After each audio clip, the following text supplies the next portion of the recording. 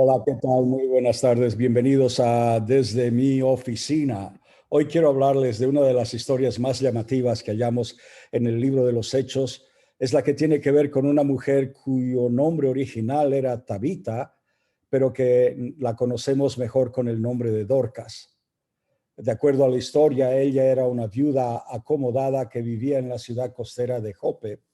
El texto griego original describe a esta mujer, una viuda, como matetría, o sea, una discípula, y es la única vez en el Nuevo Testamento que se utiliza esa palabra para describir a una persona. Y eso nos hace saber inmediatamente que era una mujer conocida y de muy buena reputación, y que también era reconocida por sus buenas obras y sus actos de caridad, como dice la Biblia. Su historia no es muy larga, son solo 8 versículos. Y no sabemos mucho más acerca de ella, ni su vida, ni su familia. Tampoco conocemos su aspecto. Pero las cosas que sabemos son sorprendentes y muy desafiantes para cada uno de nosotros. Su enfermedad no está especificada en la Biblia, pero suponemos que fue atendida por sus amigos y familiares porque en aquella época no había nada correspondiente a un hospital o un centro médico. Así que los enfermos eran atendidos en su propia casa por las amistades, por los familiares.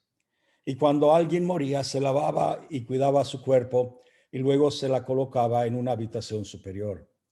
La tarea de las mujeres era preparar el cadáver para su entierro.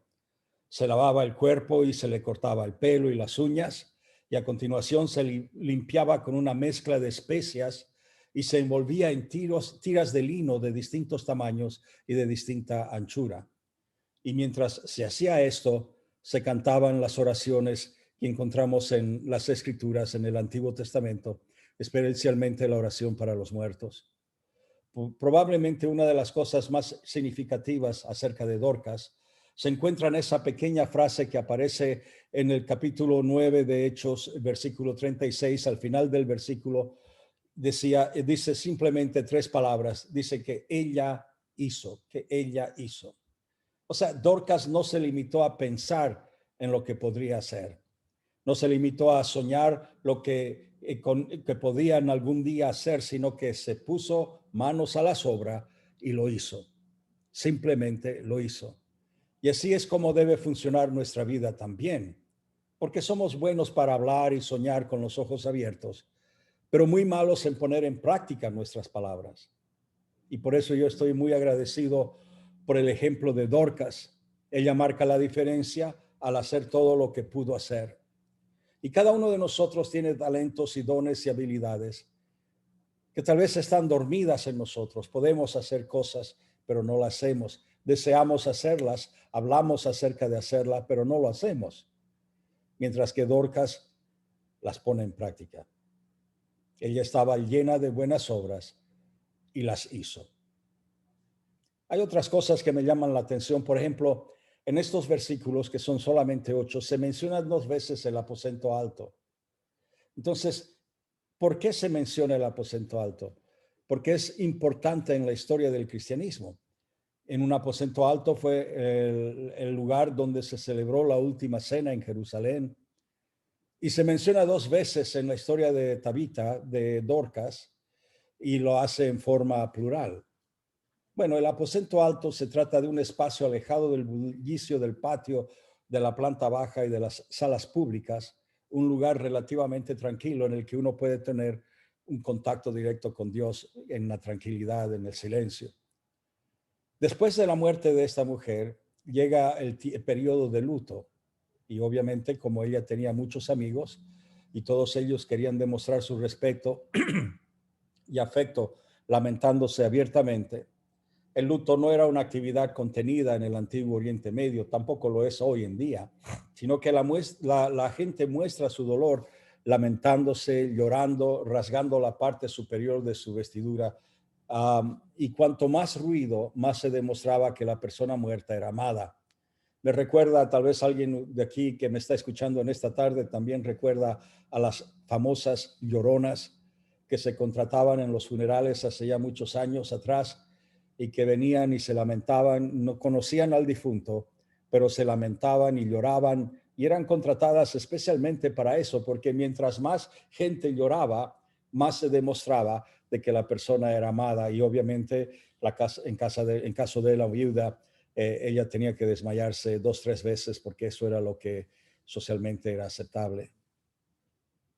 Los congregados para el entierro también eran descritos como discípulos. Y alguien del grupo seguramente pensó, bueno, el apóstol Pedro está aquí cerca, está solo a unos 12 kilómetros. ¿Por qué no mandamos a alguien que lo vaya a traer para que venga y sea parte de este entierro?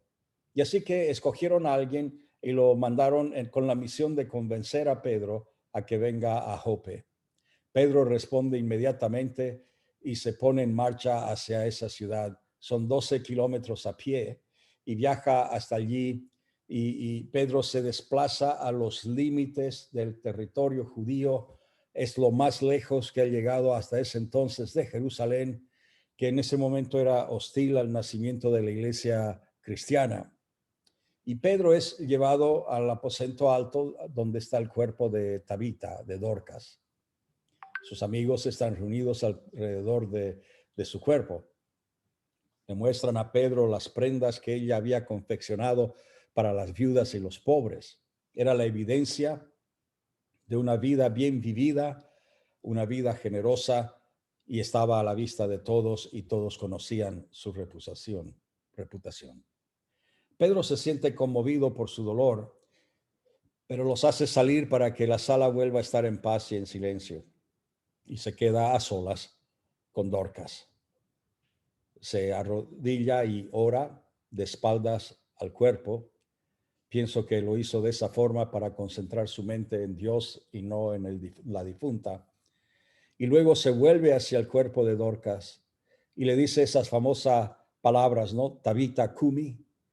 Usó el nombre judío de esta mujer, y la levantó de entre los muertos. El cadáver responde, abre los ojos, ve a Pedro y se levanta, y él le tiende la mano y la pone en pie. Entonces llama a sus amigos que fuera para que vean con sus propios ojos lo que había ocurrido. Los hechos, el libro de los Hechos no intenta describir su asombro, simplemente relata que gracias a esta resurrección, muchas personas creyeron en el Señor en Jope, y no podía ser de otra manera, ¿verdad? Pero es importante ver que hay dos dimensiones en la resurrección de Tabita. La vida del cuerpo es una cosa, pero debe ir acompañada de la vida dentro de una comunidad. Y eso es lo que sucede. Se forma una comunidad en Jope. Y Pedro, ¿cuál es el impacto sobre este ex pescador? Hasta ese momento, Pedro creía que su misión era convertir al pueblo judío, pero en Jope se produce un cambio significativo en su actitud.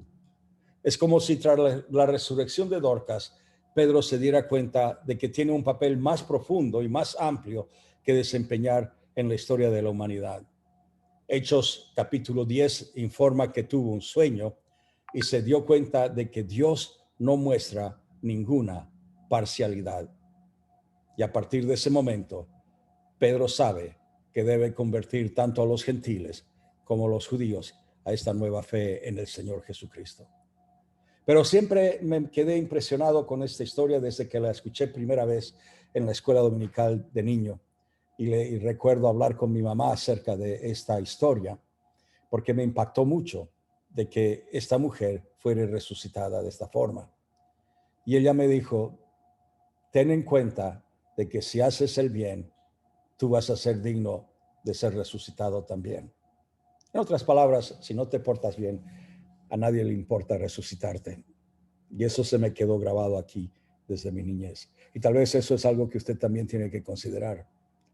Si no se porta bien, nadie va a intentar resucitarlo. Bueno, es un poco cómico lo que estaba diciendo al final, pero quería que quede ese pensamiento en nuestras mentes.